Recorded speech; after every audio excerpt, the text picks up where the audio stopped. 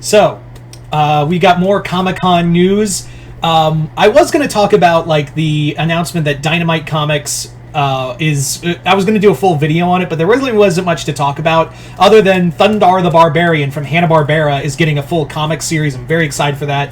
It's going to be written by Steve Gerber from Man-Thing and Howard the Duck fame, and also we do have the wonderful Gail Simone taking over for James Bond comics. That's so cool. There really wasn't much to say for that video, where I was like, there's really not much I can say other than, Thundarr and Gail Simone James Bond. Very nice. So, this, however, my good friend Jason sent me this news, and I'm already like, I'm in. So, if you guys have wondered, we still haven't had a Justice League title over at DC Comics. It's been Titans since the Justice League left about a few years ago. Yeah, it's been a few years since we've had a Justice League title after the events of Dark Crisis. But now the Justice League are back. The Justice League are now in full. The Justice League are in full swing. They're back, and they're going to have Mark Waid and Dan Mora bringing them back in Justice League Unlimited. I had to do that joke for all the NFL fans watching. You know what I did. I'm sorry. Anyway, so Justice League Unlimited. Last time, I swear. So JLU is not a comic book that's going to be set with the old. It's not going to be a continuation of the comic book series. It is the new Justice League title that Mark Waid will be taking over and helming with the DC universe. Like I said, we haven't had the Justice League haven't been around since the events of Dark Crisis, and Nightwing and the Titans have been the closest we've had to the Justice League. We all knew that the Justice League was coming back. It was just a matter of when, and we do have a 7-person team. I gotta say, it did sound like we were gonna have like your normal, usual suspects, but this time around, there's some new faces here that made me go, this is going to be exciting.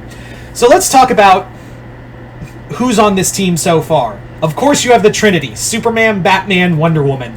And it does look like Bruce is rocking a new, like, silver and gold armor. I don't know if that's going to be part of the Zdarsky run or something else, but yeah, he's rocking a new set of armor. And we also are getting the Flash. They haven't said if it's Barry or Wally. I'm kind of leaning towards Wally West being, because Wally's more popular. I hate to say it. He's got more... No disrespect to Barry, but, like, Wally's everyone's boy. Even Mark Waid had his famous run with Wally West. So, of course, it's probably 90% chance it's going to be Wally West. I'd be shocked if it wasn't. But then we get to the final 3 members, and you might be thinking, the final 3 are Green Lantern, Aquaman, and Martian Manhunter, right? Wrong. That's what you get for assuming. Make an ass out of yourself. But here's the thing: it's 3 people you would not expect, and it almost feels fanfiction-y. Like, these are characters I would pick for a Justice League team. Those last 3 members of this new Justice League are Black Lightning, Captain Atom, and Star Sapphire. Yeah. So the Justice League has gone through a little bit of a change. Captain Atom is a character I always enjoy, but the thing is, DC Comics always has this thing where they make him blow up in he only exists to blow up. Like, that's whenever you see him in anything Elseworlds, Captain Atom is just there to be like, oh boy, here I go blowing up again. You can't tell me otherwise. Star Sapphire, to see Carol Ferris as our Green Lantern stand-in is really cool. Carol hasn't really been doing a lot in the comics as of late, so it's nice to see her get forefront. And, of course, Black Lightning, Jefferson Davis himself, to get, back in the spotlight is going to be awesome. Atom,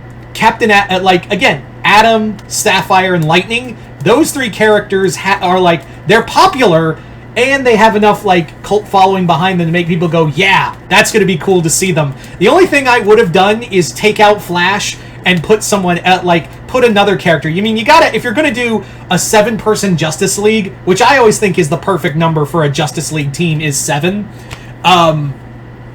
because of Grant Morrison's amazing run. But I think the only thing I would have done differently is take out Flash and put in, I don't know,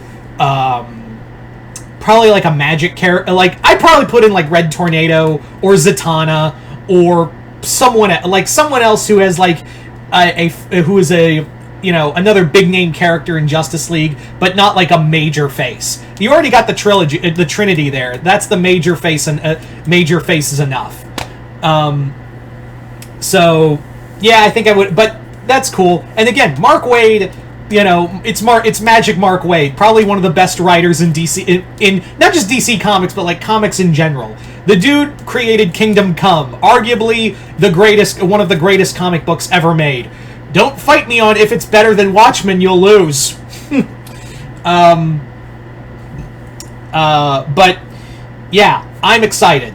The fact that Mark Waid is doing a Justice League title again, he clearly, while he's never really said, I love working at Marvel or DC more, it's very clear Mark Waid has more bias towards DC. Like, a lot of his better stuff comes out from DC, and he clearly has more love and reverence for DC Comics than Marvel. Not to say he shits on Marvel, but you can clearly see where he puts his heart and soul in his stories.